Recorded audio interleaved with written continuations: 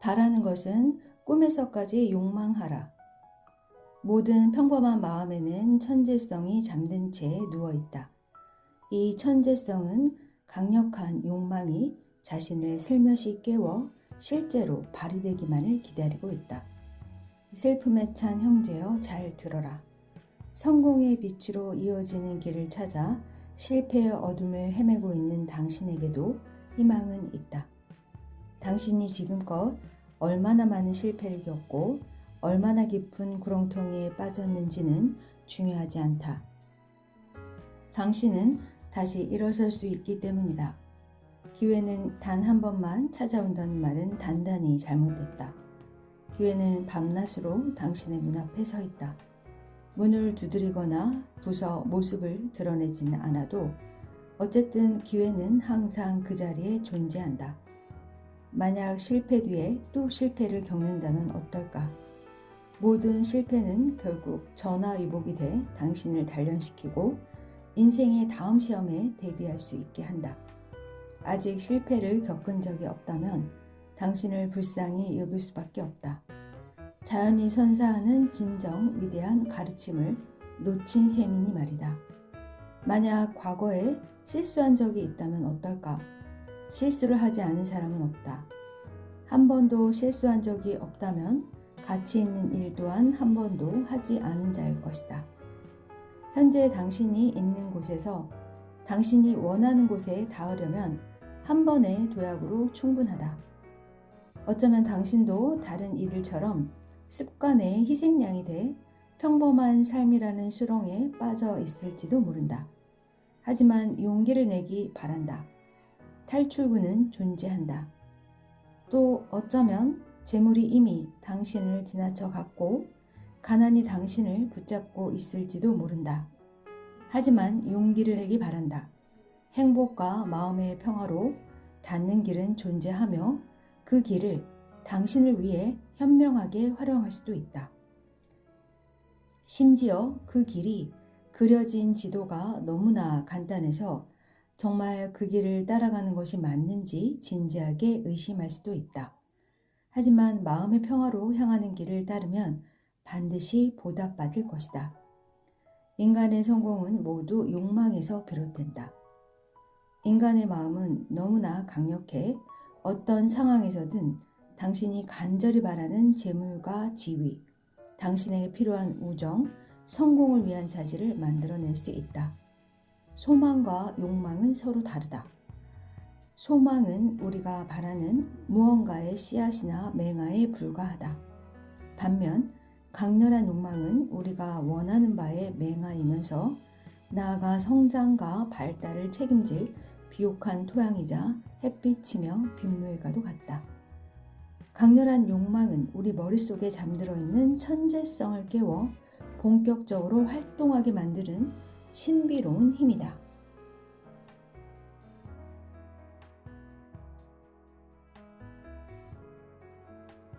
욕망은 인간의 노력이라는 보일러에 불길을 일으키고 증기를 생성해 행동을 이끌어낸다. 욕망을 일으키고 작동시키는 계기에는 여러 가지가 있다.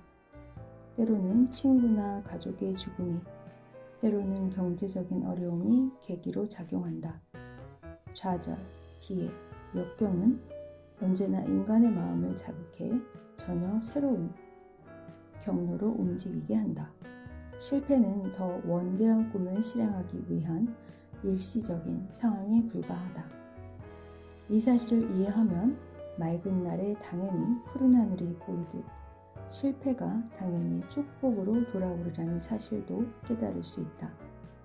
같은 관점에서 역경과 실패를 바라볼 때 당신은 지구상에서 가장 큰 힘을 가지며 그때부터는 실패가 당신을 몰락시키지 못하고 오히려 실패를 통해 많은 것을 얻기 시작할 것이다. 당신의 인생에 행복한 하루가 다가오고 있다. 그날은 당신이 성취하고자 하는 모든 것이 타인이 아니라 당신 자신에게 달려있음을 알게 될 때 비로소 도래한다. 이 새로운 하루가 오기 전에 당신은 먼저 욕망의 힘을 깨달을 것이다. 그리고 그날은 돈, 사랑, 봉사의 기쁨, 최고의 목표인 마음의 평화에 이르기까지 무엇이든 당신이 가장 바라는 것으로 가득 채워질 것이다. 인생에서 어떤 지위에 도달하고 싶다면 오늘부터 당장 억누를 수 없을 정도로 강력한 욕망을 만들어 보라. 그 욕망을 충만하고 완전하게 만들어 그것이 당신의 생각 대부분을 흡수하게 하라. 깨어있는 동안에는 그 욕망을 끊임없이 생각하고 자는 동안에는 그 욕망에 관한 꿈을 꿔라. 시간이 남을 때마다 그 욕망에 집중하라. 종이에 그 욕망을 적어 눈에 띄는 곳에 둬라. 그리고 그것이 실현되도록 모든 노력을 기울여라. 그럼 마치 요술 지팡이에 반응하는 것처럼 부채하던 당신의 욕망이 모습을 드러낼 것이다. 모든 성공의 출발점은 욕망이다. 이 사실을 끊임없이 마음에 새겨라. 작은 불이 많은 열을 내뿜지 못하듯 욕망이 약하면 그에 따른 결과도 미미하다. 사람은 무엇이든 심는 대로 거둔다. 인생을 다시 살 수만 있다면 다르게 살아볼 거야. 이런 말을 종종 들었다. 개인적으로는 인생을 다시 산다고 해도 내게 일어난 일들을 바꾸려는 생각은 별로 없다. 살면서 실수를 한 적이 없다는 이야기가 아니다. 오히려 다른 사람들에 비해 실수를 더 많이 저질렀을지도 모른다. 하지만 실수들 덕분에 각성했고 진정한 행복과 마음의 평화를 찾았으며 많은 사람이 이런 마음의 상태를 잘 찾을 수 있도록 도울 기회를 아주 많이 얻었다. 나는 의심의 여지 없이 확신한다. 모든 실패에는 위대한 교훈을 따르며 소위 실패라는 것을 겪어야만 값진 성공을 거둘 수 있다는 것을 말이다. 나는 또한 확신한다. 우리가 나아가야 할 길에 장애물이 나타난다는 것은 신의 뜻이다. 그리고 우리에게 가장 큰 가르침을 주는 것은 책이나 선생님이 아니라 장애물을 극복하기 위한 끊임없는 노력이다. 나는 신이 우리 앞길에 장애물을 깔아준다고 믿는다. 말 조련사가 말에게 걷기 훈련을 시킬 때 장애물을 뛰어넘게 하는 것과 마찬가지다. 오늘은 내 생일이다. 언젠가 이 글을 읽은 독자를 위해 실패가 내게 가르쳐준 교훈 몇 가지를 정리하며 생일을 자축할까 한다. 먼저 내가 가장 좋아하는 신념에서 출발해 보겠다. 바로 진정한 행복은 다른 사람이 행복을 찾도록 도울 때만 찾아온다는 것이다. 나는 지난 36년 중 25년을 사실상 매우 불행하게 보냈으나 다른 사람들의 행복을 찾도록 돕기 시작한 바로 그날부터 행복을 발견하기 시작했다. 단순히 우연의 일치일지도 모르지만 나는 우연이라고 믿지 않는다. 이것은 단순한 우연 그 이상이며 우주의 법칙과 완전히 들어맞는 결과다. 그동안의 경험에서 배운 것은 슬픔이라는 씨앗을 뿌렸으면 행복이라는 작물을 수확할 수 없다는 것이다. 이것은 엉겅퀴 씨앗에서 미리 자라지 않듯 명백하다. 수년에 걸쳐 철저하게 연구하고 분석한 결과 단순한 생각이든 명시적인 행동이든 한 사람이 베푼 것은 아주 세세한 부분까지 몇 배씩 더 커져서 돌아온다. 물질적이고 경제적인 관점에서 내가 깨달은 위대한 진리 중 하나는 주어진 보상 이상으로 많은 일을 훌륭히 해내면 이익을 두둑히 챙길 수 있다는 것이다. 그러다 보면 실제로 하는 일에 비해 더 큰 보상을 받는 것은 시간 문제다. 보수와 상관없이 모든 일에 정성을 쏟는 습관을 들이면 내가 언급하는 다른 어떤 방법보다 물질적, 금전적 성공에 더 가까이 다가갈 수 있다. 그러나 그 못지않게 중요한 습관이 또 있다. 바로 동료가 우리에게 저지른 잘못을 용서하고 있는 습관이다. 우리를 화나게 하는 사람에게 보복을 가하는 습관은 품위를 떨어뜨릴 뿐만 아니라 결국 우리를 해친다. 나는 그동안 끊임없이 남에게 터무니없는 요구를 했다. 그리고 손해를 보거나 부당한 일을 당할 때마다 분노하는 것이 내 의무라고 생각하기도 했다. 하지만 이렇게 살면서 치른 대가는 그 어떤 경험의 대가보다 더 혹독했다.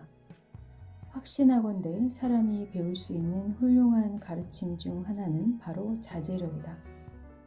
타인에게 큰 영향력을 행사하기 위해서는 먼저 스스로를 통제할 줄 알아야 한다. 세상에 뛰어난 지도자는 대부분 좀처럼 화를 내지 않았다. 그리고 황금률에도 명시되어 있듯 인류의 가장 위대한 철학을 남긴 역사상 최고의 지도자 역시 자제와 관용을 갖춘 사람이었다. 누구든 세상을 개혁하겠다거나 인간 행동의 자연스러운 질서를 바꾸겠다는 신념이 있다면 큰 실수를 하는 것이다. 나는 신이 자신의 계획을 상당히 빠르게 실행한다고 생각한다. 그렇기에 누군가 감히 자연에 맞서거나 자연의 계획을 방해하려고 간섭하는 일은 벌어지지 않는다. 어차피 그렇게 했다가는 다툼이 생기고 괴로운 감정만 들 뿐이다. 적어도 내 마음에는 잘 와닿는 가르침이 하나 있다. 이유가 무엇이든 주변 사람을 동요시키고 기분 나쁘게 만들면 인생의 건설적인 목표를 전혀 달성할 수 없다는 것이다. 두드려서 부수기보다는 힘을 내고 만들어야 이득이 된다. 이 원칙은 내가 이 잡지를 출간할 때 적극적으로 활용하기 시작했다. 건설적인 것에는 시간과 지면을 할애한 반면 파괴적인 것은 의도적으로 무시했다. 36년간 내가 할 일을 통틀어 이 작은 잡지만큼 성공적이거나 내게 진정한 행복을 가져다 준 일은 없었다. 초판이 가판대에 오른 그날부터 내 노력은 예상을 뛰어넘는 엄청난 성공으로 돌아왔다. 금전적인 성취만을 이야기하는 것이 아니다. 동료에게 호의를 보여라. 명예를 얻거나 많은 재산을 모으려면 동료의 협력이 필요하다. 어떤 주위에 오르든 얼마만큼의 재산을 얻든 이를 영원히 유지하기 위해서는 주변 사람의 희생이 따라야 한다. 이웃의 호의 없이 영광스러운 자리를 계속 지킨다는 것은 달까지 날아가겠다는 것만큼 터무니없다. 동료들과의 조화 없이는 막대한 재산을 지키는 것 역시 불가능하며 상속을 받지 않는 한 애초에 그만큼 돈을 벌 수도 없다. 돈이나 지위를 얼마나 평안하게 향유할 수 있는지는 당신이 사람들을 얼마나 끌어당길 수 있는지에 달려있다. 평소 알고 지내는 사람들의 호의를 누리는 사람은 그들의 능력이 닿는 한에서 무엇이든 이룰 것이다. 이 사실은 너무 명백해 선견지명이 있는 현자가 아니더라도 누구나 알 수 있다. 부와 명예, 이 둘 모두든 둘 중 하나든 이것에 닿을 수 있는 길은 동료들의 마음을 따라 이어진다. 대가품의 법칙 외에도 동료의 호의를 얻는 다른 방법이 존재할지도 모른다. 하지만 나는 지금껏 그런 것을 본 적이 없다. 대가품의 법칙을 통해 당신은 다른 사람에게 준 것을 반드시 돌려받을 수 있다. 여기에는 추측도 우연적인 요소도 불확실성도 없다. 이 법칙을 어떻게 활용해야 우리에게 도움이 될지 살펴보자. 우선 말할 필요도 없이 명확한 사실이 하나 있다. 인간의 마음은 외부에서 받는 도움이나 방해를 하나하나 전부 보답하거나 안갚음하려고 한다는 것이다. 누군가를 적대시하면 그가 똑같이 보복을 가할 것은 불보듯 뻔하다. 반면 누군가에게 친절을 베풀고 도움을 건넨다면 그 역시 똑같이 보답할 것이다. 이 원칙대로 응답하지 않는 사람은 굳이 신경 쓰지 않아도 된다. 그런 자는 순전히 예외일 뿐이다. 평균의 법칙에 따라 대다수의 사람은 완전히 무의식적으로 응답할 것이다. 매사에 적대적인 태도를 보이는 사람은 그런 태도의 본때를 보여주고 싶어하는 사람을 수도 없이 만나기 마련이다. 당신이 직접 여기저기 시비를 걸고 다녀보면 금방 이 사실에 동의할 것이다. 언제나 얼굴에 미소를 띠며 만나는 사람마다 다정한 말을 건네는 사람은 누구에게나 사랑받는다. 반면 이와 정반대인 사람은 모두에게 반감을 살 뿐이다. 대가품의 법칙은 온 우주에 적용되는 강력한 힘으로 끊임없이 밀기도 하고 끌어당기기도 한다. 땅에 떨어진 도토리 속에서도 대가품의 법칙을 찾을 수 있다. 사람의 머릿속에 존재하는 생각은 그것이 파괴적이든 건설적이든 친절하든 무정하든 언제나 같은 부류만을 끌어당긴다. 증오와 혐오에 정신을 집중하면서 긍정적인 결과를 바라는 것은 도토리가 포플러 나무로 자라기를 바라는 것만큼 가당찮다. 이유는 간단하다. 대가품의 법칙에 위배되기 때문이다. 온 우주에 걸쳐 물리적인 형태를 가진 모든 것은 특정한 끌어당김의 중심부로 이끌린다. 지적 수준이나 성향이 비슷한 사람들은 서로 끌린다.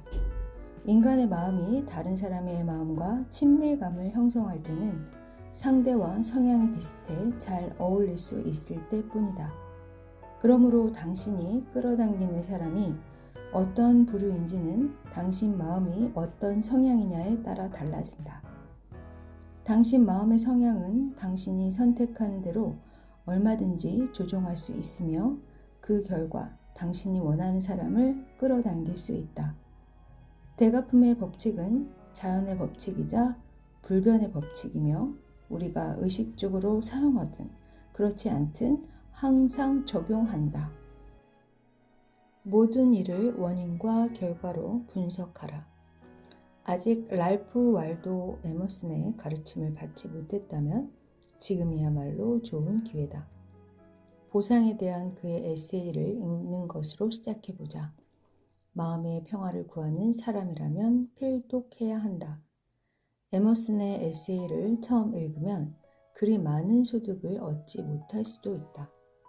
그러나 몇 차례 더 읽고 나면 당신이 통제할 수 없는 상황으로 초조해하는 것이 얼마나 소용없는 일인지 알게 될 것이다.